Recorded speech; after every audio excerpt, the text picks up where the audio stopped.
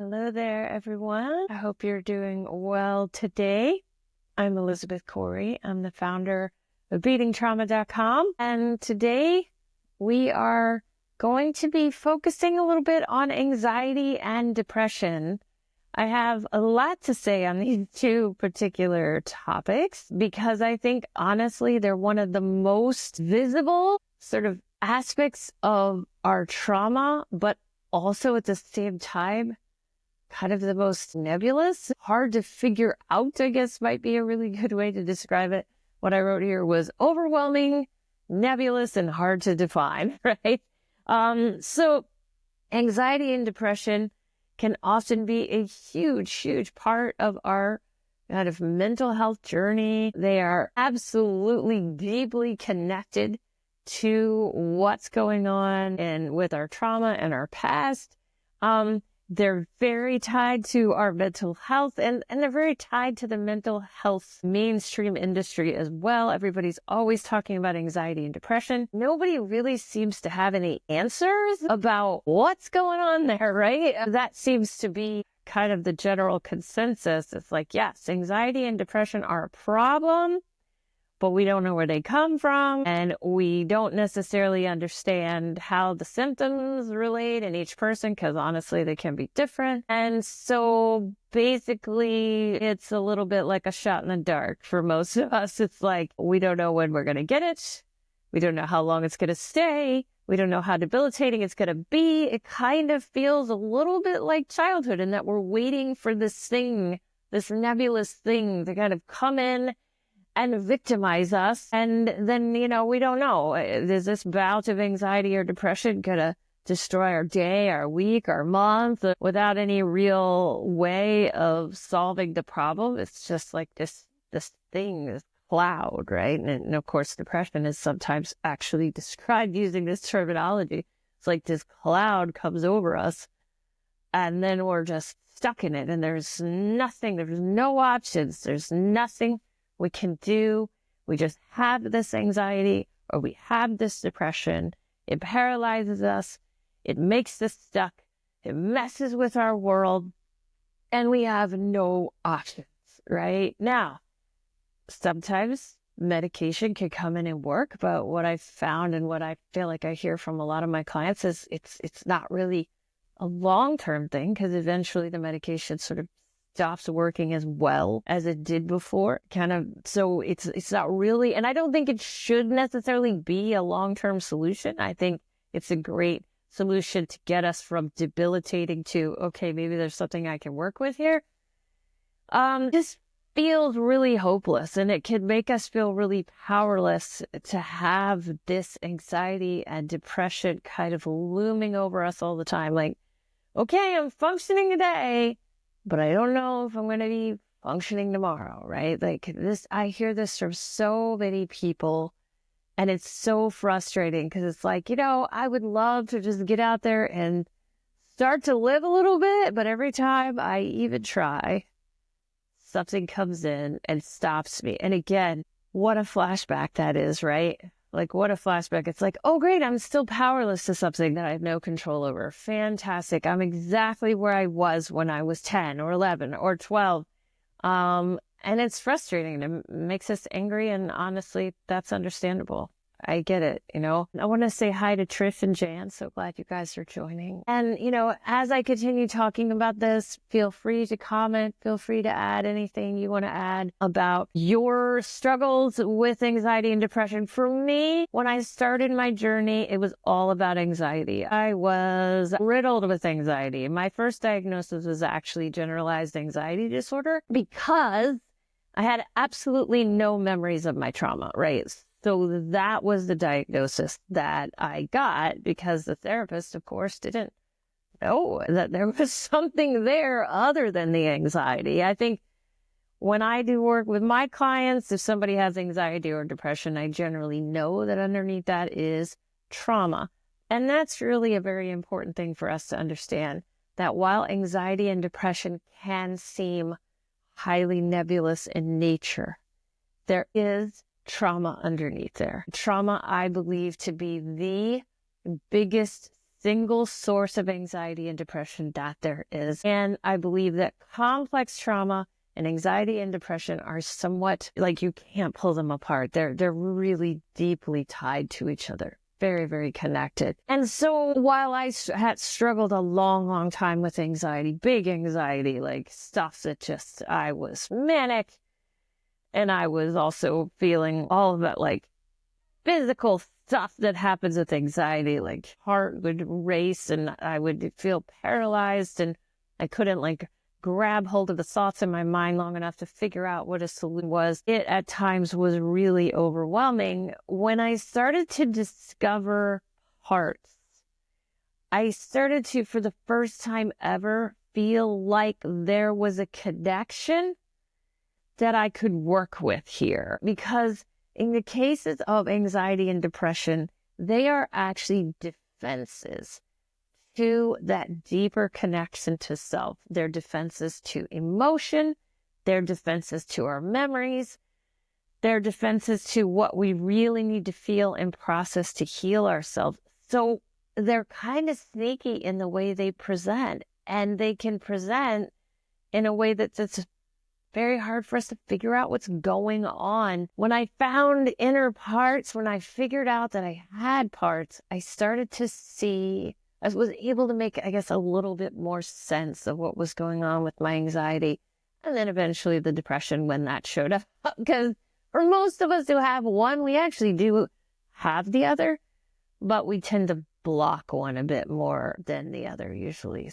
I began to make this connection. I was like, oh, okay, like I see how when I'm feeling this way, I'm also getting a sense that my parts are active in a certain way. And this was the beginning of the shift for me. And it was the beginning of kind of coming out of my powerlessness around anxiety and depression.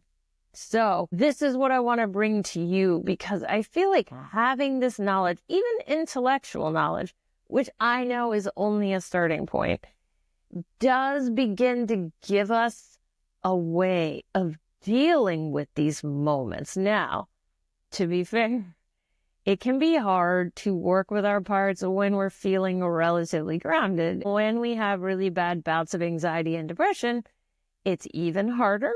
And that's why I encourage people to develop relationships with their parts when they're not in one of these more severe states, I will say, because that will make it easier if you are in one of those places to actually make that connection to the parts that are active. So what I'm going to do here is I'm going to talk a little bit about anxiety and depression separately and give you an idea of what's actually happening there when we have those particular feelings. And again, feel free to tell me your stories around these and what kinds of things you've noticed. I'm going to start with anxiety. I used to say to people, anxiety was like my constant friend. This thing has just followed me around like my companion. My companion is my anxiety. My anxiety never leaves, right? And I think that was maybe just me trying to make light of or something that was just driving me nuts, but it worked for me in the moment to kind of say that because I always knew my anxiety wasn't far away.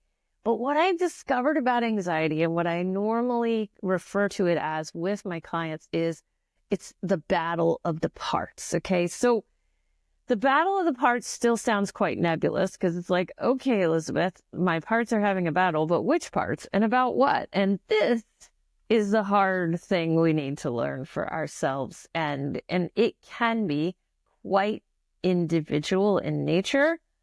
But one of the other things I have learned is that most of the time, one of the parts that's involved in the battle of the parts is a part I refer to as the controller.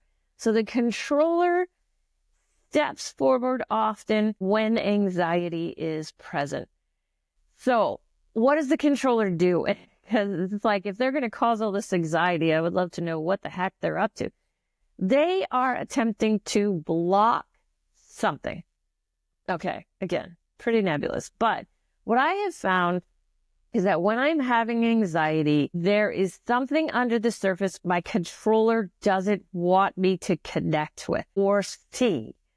So the controller uses the symptoms of anxiety to kind of keep me away from it, to distract me. And it could be a lot of things. One of the things my controller loves to do is spin me in my mind, like, really get my mind racing, which is an anxiety symptom. I like to refer to these as spin cycles. So these are things that we often think about to keep ourselves in the mind. What that does is it keeps us out of the body. The body is where the emotional and even the memories are stored and they're trying to come up from.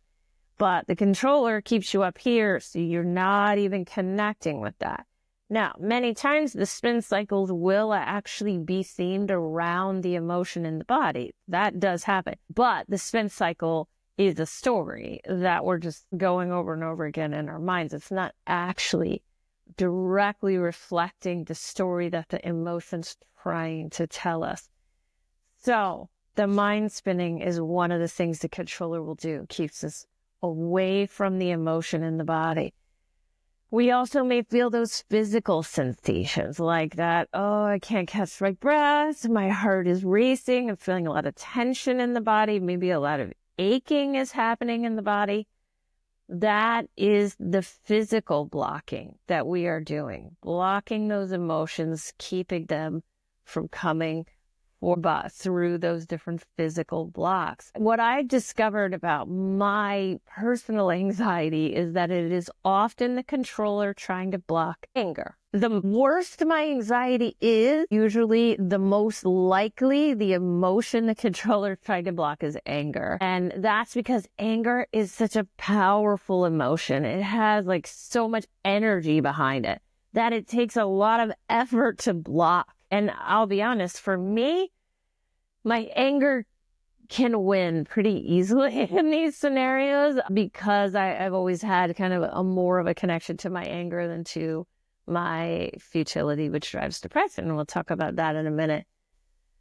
So one of the things I notice is that when my anxiety is high, my anger is normally right under the surface. And usually it is the anxiety is an attempt for the controller to push that anger down. So typically what I find is when I have anxiety, one of the best things I can do is to write from the controller's interest in blocking that emotion. Now, you might be thinking, well, what does that sound like? And sometimes when we're in anxiety, there's so much noise in the head and in the body and everywhere that it's very hard to isolate a particular phrase or something that the controller is saying.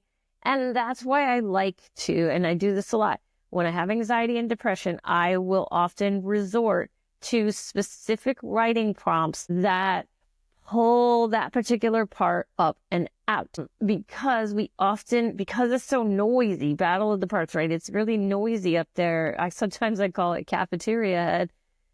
It helps us to have a place to start. So when I have anxiety, usually I will go to one of my starting writing prompts for anxiety. And in this case, it's going to be a controller phrasing around blocking. So what does that sound like? The controller may sound like, you need to stop trying to access these emotions. You need to stay away from this. Don't go here. Just move on. Find something else to do. Or if we're not kind of that deep to where we can hear that sort of fear side of the controller, we may just be hearing, find a distraction, do something, do anything, go and watch a TV show, go and listen to a podcast, just do whatever you possibly can. Just figure out how to get away from yourself. And now they probably won't say it that way, but they'll say, figure out some way to distract yourself. You just need a distraction. Just go and find something to do, right?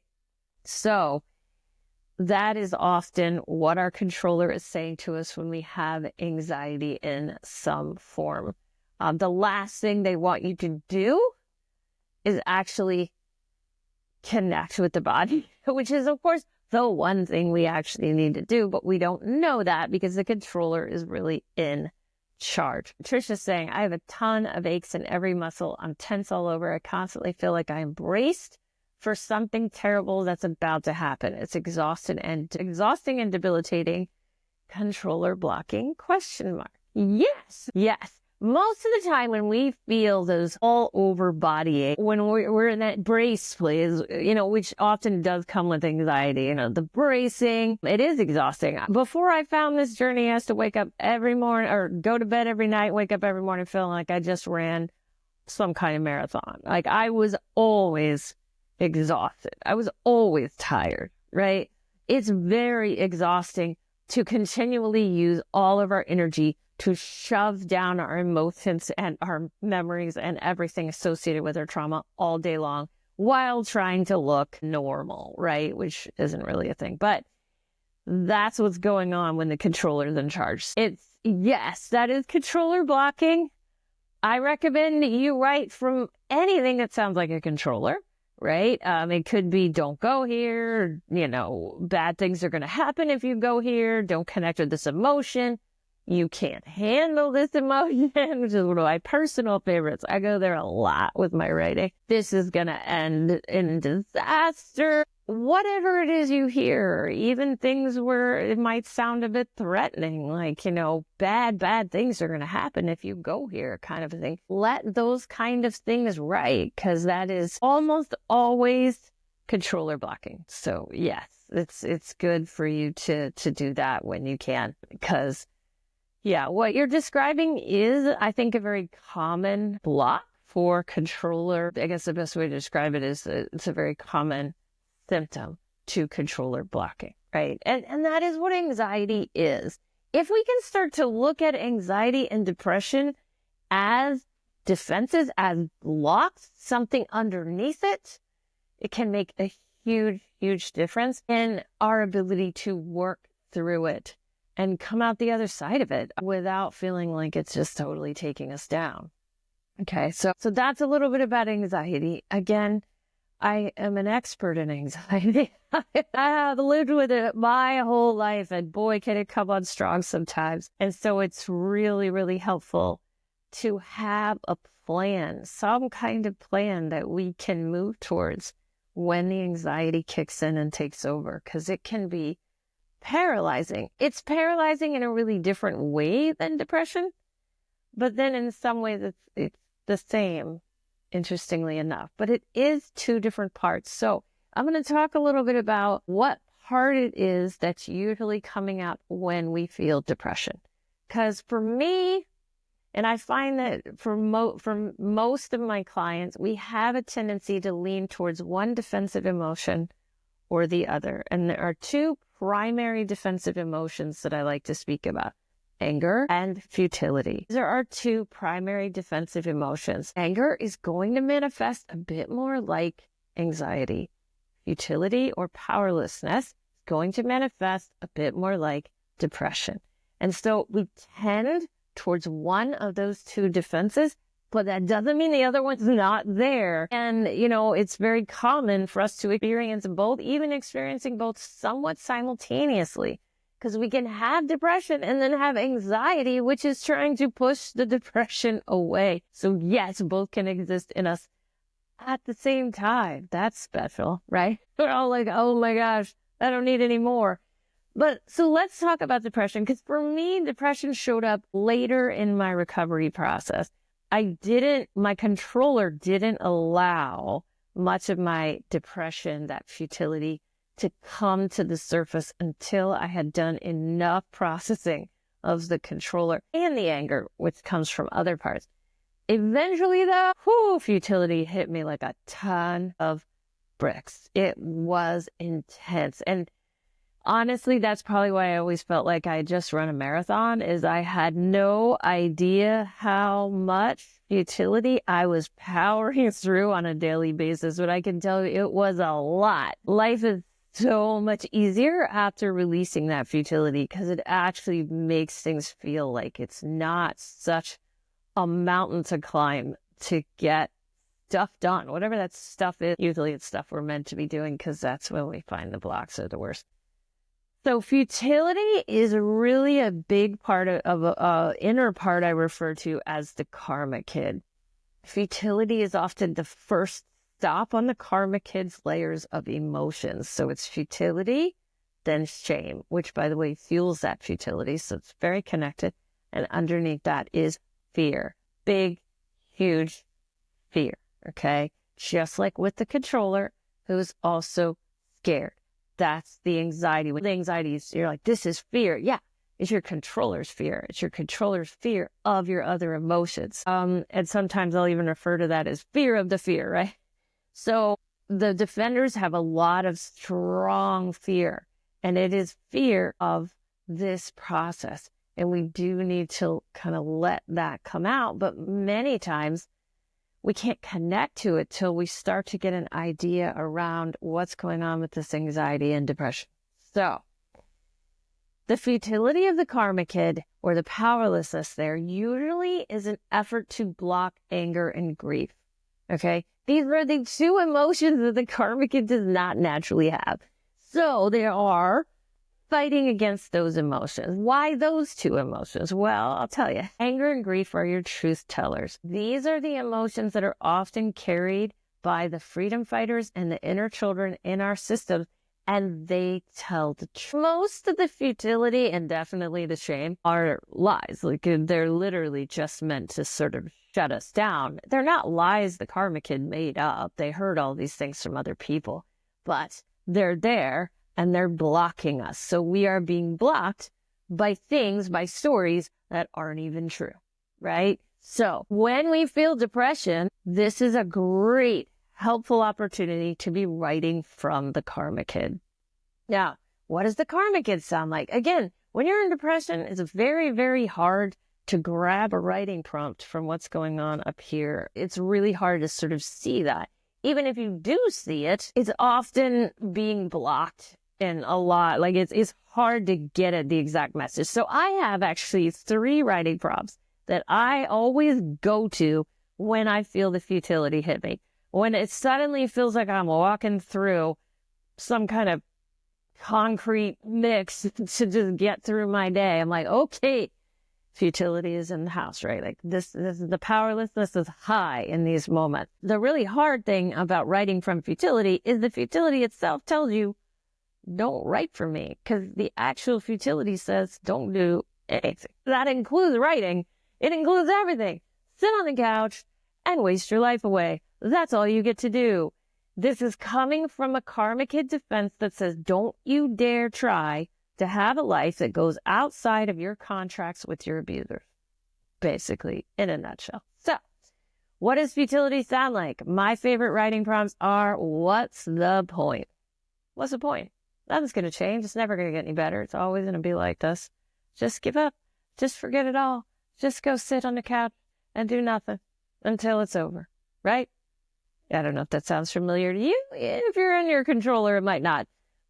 But if you've had depression in your life, that might sound familiar to you. Another really key message might be, it's not going to make a difference. Whatever you do, it's not going to change anything. Now, it's important to know these messages are flashbacks, because when you were a child, this was true, right? It's a lie now, but it wasn't, because no matter what you did, your abusers stopped you. So this was true at one time, and we need to take the time to write from it so that it can release from our system, because it isn't true now. We now have power as adults to do things in a different way than what was possible when we were younger. So let's see, Jan is saying, I've had both anxiety and depression throughout my life, and in both I feel a dissociation from the body.